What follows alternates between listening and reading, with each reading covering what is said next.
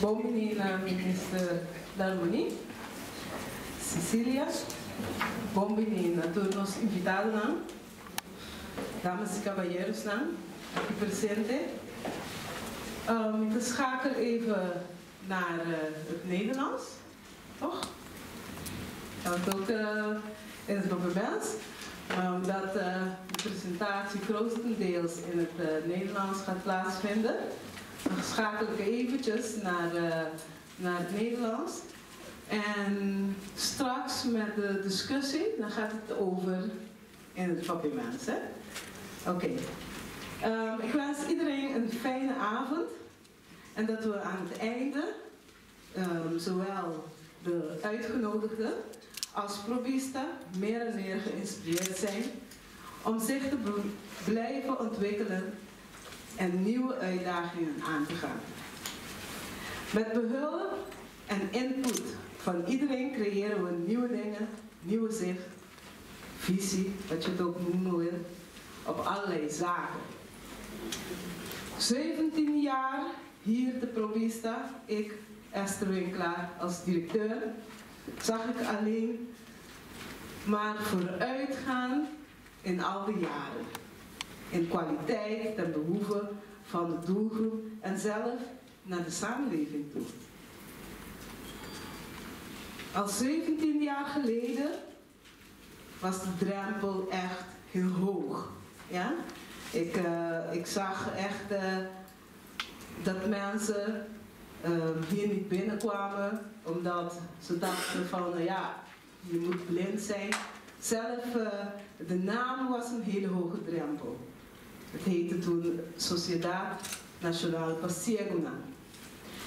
Wij hebben de naam veranderd en nu al 15 jaar heten we Fundación Provista. Provista staat voor problemen met je zicht. Problema cubista. Dat verlaagde de drempel, want het grootste deel van onze doelgroep is slechtziend. En het is al een probleem om te accepteren dat je blind bent, laat staan slechtziend. Als vroeger meer gefocust werd op socialisatie, er werden van allerlei gezelligheid, dingen, handenarbeid en die soort dingen gedaan hier, is er nu de nadruk op revalidatie en het verbeteren van de kwaliteit van het leven. Als vroeger de zienden de neiging hadden om de doelgroep te bedienen, toen ik 17 jaar hier binnenkwam, dan was het echt zo van eventjes koffie maken, want ze kunnen niet zien, even koffie maken voor ze en even ze bedienen. Nu, op dit moment, bedienen hun ons. Ja? Als ik hier op het werk ben, iedere ochtend word ik bediend door de cliënten. Word ik verwend eigenlijk met mijn koffie of een glaasje water. Dan komen ze echt naar me toe. Dus mensen met visuele beperking hebben tegenwoordig helpen de zienden en ze zijn productief. Wij zijn ook altijd. Als wij vroeger meer hadden zo van uit zielig en zo, vind ik mezelf nu een beetje zielig, want ik laat mezelf mijn kleren wassen en strijken door hun. Maar het is altijd, is er een tijd, is er nog steeds ruimte om verbetering, om verdere ontwikkeling toe te passen. En hopelijk is deze avond een van die avonden en een van de hele veel avonden die we al hebben georganiseerd binnen al die 15 jaar. Hopelijk is het weer een bijdrage om het te leveren tot die ontwikkelingen. Dus ik zou zeggen, was dat een verlies dan ook? Dames en heren, namens mij, Maya Matthias, heet ik ook heel erg van harte welkom op deze bijzondere avondseminar over visie, zicht en werk. Ik vind het echt een eer dat ik vandaag uw MC ben. En ik vind het ook een hele leuke manier om bij te dragen aan een stichting die mij echt na aan het hart ligt. En we hebben samen met een heel team een levendig, een interactief en een zeer afwisselend programma voor u gemaakt. Beginnend met een hapje en een drankje. En als u Probista kent, eindigt het met nog veel meer hapjes en drankjes. En een heleboel leuke muziek. En heel veel kans ook om te netwerken en te praten met alle mensen die vanavond in ons avondprogramma de revue zullen passeren. En ik vind het ontzettend leuk dat u in zulke grote getalen op bent komen dagen door de weekse donderdagavond.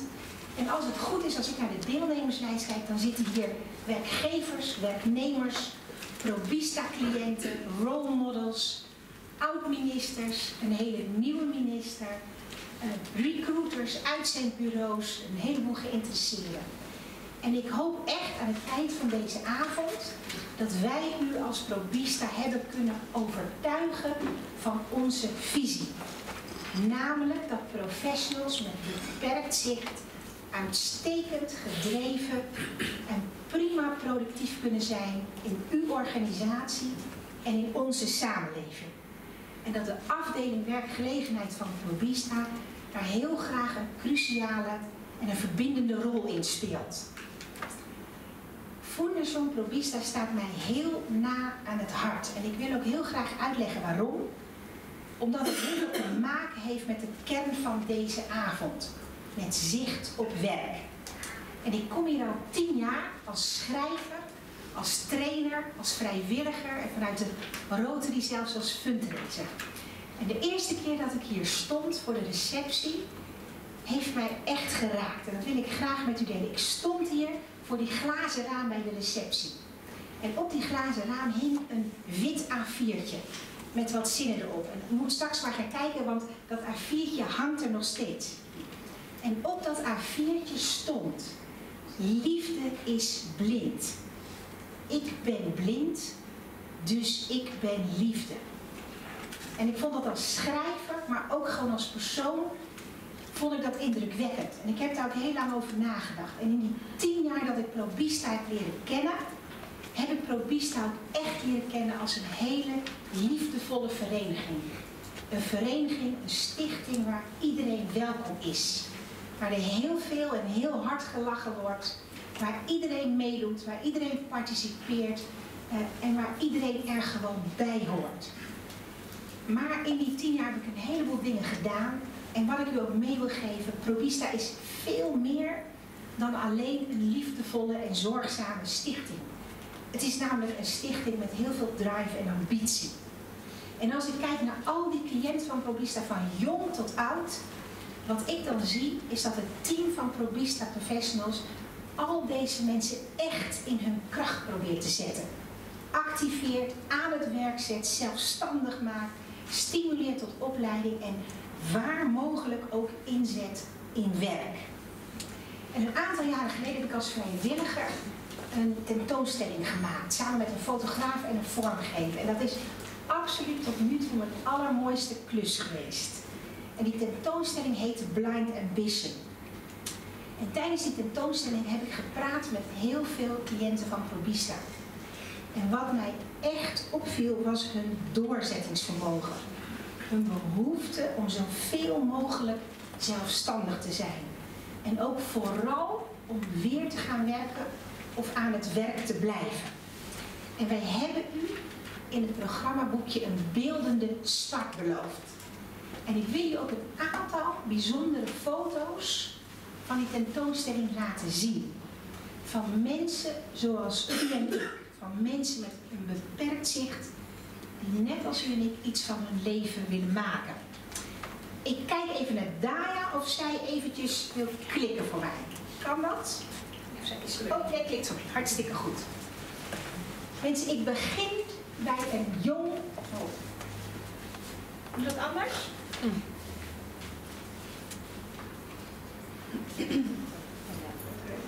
Ja.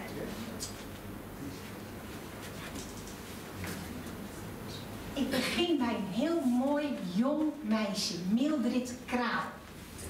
En Mildred Kraal heeft prachtige ogen. Moet u maar even kijken. Die Bambi-ogen. Maar die ogen zijn van glas. Want Mildred heeft 2 protheses. Die heeft op jonge leeftijd haar ogen verloren. Ze En Mildred is een heel gewoon meisje. Ze gaat naar school, naar de Prinses Margriet school. En ze heeft net als allerlei andere jonge meisjes dromen en ambities, want ze wil namelijk juf worden. En ik denk met wat er nu mogelijk is in de wereld, dat de kans dat zij haar doel bereikt met Probista, met een familie die haar heel erg motiveert, heel groot is. En dan ga ik naar het volgende kindje van Probista. En dan hebben we het over Jonathan de Wind. En Jonathan de Wind is een heel actief, grappig, druk ventje dat heel graag op de computerspelletjes speelt. Dat in groep 8 zit, op de Mirna Dovale school. En ook net als denk ik, een heleboel andere jongetjes de droom heeft. Hij wil namelijk piloot worden. En ik denk dat hij net als heel veel andere jongetjes zijn verwachtingen iets bij moet stellen. Als die later groot wordt, omdat het niet een beroep is wat voor heel veel mensen weggelegd is. Maar ik denk dat als hij de juiste opleiding heeft, dat hij absoluut ergens anders zijn vleugels uit kan slaan. En dan ga ik naar het volgende meisje. Als u kijkt naar Sarinouska Fruitaal, dan kan u zich vast wel voorstellen dat deze mooie mevrouw af en toe modellenwerk doet. En Sarinouska Fruitaal heeft ook een heel beperkt zicht. Maar ze heeft gewoon verfik gedaan, ze heeft een koksopleiding gedaan. En net als heel veel jonge vrouwen heeft ze een kindje waar ze heel veel van houdt. Momenteel werkt ze in de McDonald's, omdat ze graag bij haar kind wil zijn. Maar zij wil ook absoluut verder in haar carrière als kok. Dan ga ik naar de volgende cliënt. Jullie zien hier Freisel Kleinmoedig. En Freisel Kleinmoedig is een kunstenaar. Iemand die heel veel schildert en ook zelfs vaak tentoonstellingen heeft. En net als heel veel kunstenaars kan hij daar niet helemaal van rondkomen. En doet hij ook betaald werk via Probista, via een strijkproject. En dan kom ik naar een hele bijzondere mevrouw. Marelva Canista. En als u aan de receptie staat en u kijkt langs dat mooie A4'tje van Liefde is blind, dan ziet u daar Marelva zitten. En Marelva is een receptioniste. En ik denk dat ze heel vele malen professioneler en klantvriendelijker is dan een heleboel andere receptionisten op Curaçao die 100% zicht hebben. En ik heb met Marelva gepraat en dat gesprek is me altijd bijgebleven dat ze zei, Maya, als je je zicht verliest, dan denk je dat het leven ophoudt. Dat gevoel heb je. Maar het leven is niet voorbij, het is blijvend veranderd. En als je dat kan accepteren, dan is er heel veel mogelijk. Ik heb nog 2 bijzondere cliënten voor u. Ik ga naar de ene laatste en dat is Edsel Estanista.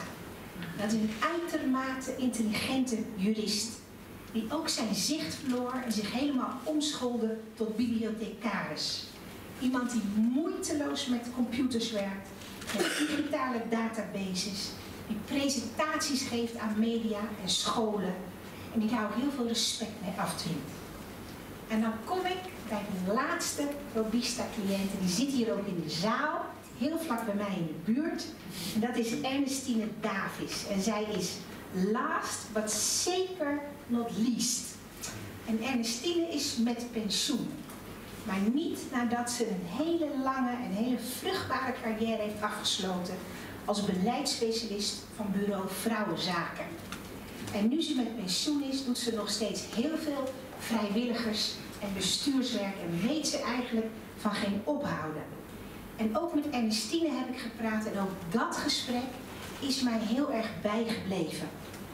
Want Ernestine zei tegen mij dat je niet zou kunnen werken als een slechtziende professional is onzin. Dat wordt je aangepraat. Natuurlijk kun je werken. Maar je moet wel je hele leven lang barrières weghalen. Mensen, ik heb u een beeld willen schetsen van Probista-cliënten, van Probista professionals, die allemaal iets van hun leven willen maken. En ik denk in een ideale samenleving dat iedereen de recht heeft om zich sociaal en professioneel te kunnen ontwikkelen. Maar helaas zijn we geen ideale samenleving. Maar kunnen we daar wel naar streven. Wat ik heel leuk vind, is dat wij als gast hebben een hele nieuwe minister, mevrouw Roekilda Larmonie Cecilia, de nieuwe minister van SOAW, Sociale Ontwikkeling, Arbeid en Welzijn. Ze heeft hier speciaal tijd voor gemaakt. Ze heeft straks nog een afspraak, maar ze wilde hier heel graag bij zijn. En ik geef haar heel graag het woord. Want zij wilde graag, omdat ze de doelgroep professionals met een visuele beperking heel belangrijk vindt, daar zeker wat over zeggen. Dus mevrouw Larmonie, ik geef u heel graag het woord. Staatslid meneer Hensley Koeman, directie van Fundación Povista, overige aanwezigen, Benotje. Het is mij een groot genoegen om u kort te woord te staan op deze conferentie getiteld Zicht op Werk. Een conferentie die onder meer wil aantonen hoe visueel beperkte mensen een duurzame rol kunnen spelen in de samenleving en in het bedrijfsleven specifiek. Dat is een doelstelling die mij zeer aanspreekt. Zoals u weet ben ik pas sinds kort, vandaag precies een maand geleden, aangetreden als minister van SOAW. Een ministerie dat zonder twijfel zeer uitdagende portefeuilles onder zich heeft. In mijn ministerie gaat het onder andere over wijkontwikkeling, het activeren van mensen, hulp aan kwetsbare families, maar ook toeleiding naar een baan. De rode draad die door mijn ministerie loopt, is dat alles gericht is op zelfredzaamheid. SOAW wil helpen om eigen talenten aan te boren en die om te zetten naar handvaten voor een duurzaam bestaan. Daar gaat het in deze conferentie ook om. De samenleving verandert. En daarom SOAW ook. We moeten af van het idee dat de overheid exclusief een vangnet biedt voor iedereen die kwetsbaar is. Het idee dat de overheid exclusief verantwoordelijk is voor misstanden in de samenleving is niet alleen achterhaald, maar ook niet haalbaar meer. De overheid komt met teruglopende budgetten, een slinkend ambtenarenapparaat en het vooruitzicht dat die ontwikkeling niet omkeerbaar is. We moeten roeien met de riemen die we hebben. Dat vraagt om meer creativiteit van onze kant, maar ook meer samenwerking en ministeries, onderling en tal van partners in de samenleving. We moeten verantwoordelijkheid delen, maar ook taken en budgetten. Daar hoort ook zeker bij dat elke burger zijn eigen verantwoordelijkheid neemt. Misschien een harde boodschap, maar wel één die houdbaar en duurzaam is. In datzelfde licht is het volstrekt achterhaald om bepaalde groepen in de samenleving te isoleren. Zo horen we regelmatig over de jeugd van tegenwoordig spreken als een verloren generatie. Dat kunnen we ons niet permitteren.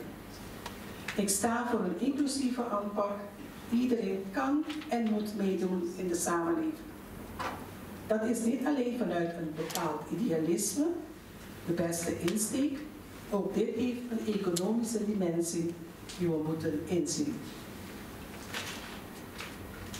Curaçao kampt door vergrijzing en migratie met een teruglopende beroepsbevolking.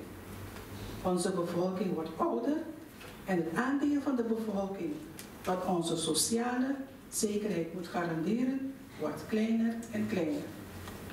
Willen we een bepaalde basis van leefkwaliteit nastreven, dan is de inzet van iedereen essentieel, ook financieel gezien. Burgers in onze samenleving met een beperking zijn in mijn ogen volwaardige burgers, die net zo goed een bijdrage kunnen leveren aan de ontwikkeling van ons land. Uiteraard zijn er mensen binnen deze groep die vanwege talrijke beperkingen de zorg nodig hebben die ze verdienen. En ons de verantwoordelijkheid om hun bestaan zo menswaardig mogelijk te maken. Maar een groot deel wil en kan ook uitstekende bijdrage leveren als burger, maar ook als werknemer. Daar gaat deze conferentie om. Het ministerie van SOAW heeft ook verschillende stappen in deze richting genomen. Zo is er met het project Voorkoming Isolement Risicogroepen een belangrijke basis gelegd voor de inzet van mensen met een beperking in de samenleving. Er is veel waardevol werk verricht om na te gaan hoe mensen met een beperking kunnen opereren op de werkvloer. Ik wil hier met name mevrouw Tine Gregoria noemen, die destijds als SOAW-medewerker hierin een zeer belangrijke rol speelde. Ik wil me inzetten om de uitkomsten van dit project ook in relevante wetgeving om te zetten, zodat de rol van mensen met een beperking in de samenleving vastgelegd is. We hebben ons ook ingezet om het concept van sociale werkplaatsen te verzakelen. Dat doen we nog steeds. Daarnaast is er een SOAW-werkgroep die zich specifiek richt op de emancipatie van mensen met een beperking. We zijn er nog niet. Maar dit thema heeft voor mij een hoge prioriteit. Ik verwacht dat deze conferentie ook weer een nieuwe impuls geeft aan deze initiatieven.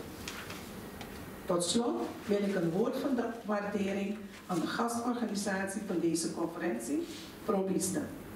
In mijn ogen een voorbeeldorganisatie als het gaat om emancipatie van mensen met een beperking.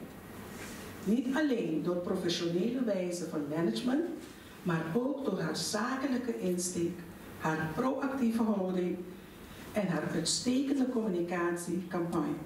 In alles straalt ProVista uit dat zij haar doelgroep niet ziet als zielige mensen, maar om haar werk als goed te doen om deze mensen toch te integreren in de samenleving. Hier wordt vastberaden, serieus en met een doel voor ogen gewerkt.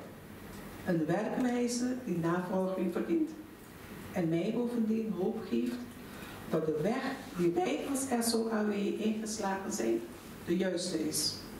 Ik wil u allemaal bedanken voor uw aandacht en ik wens u allemaal door een inspirerende conferentie toe. Hartelijk dank.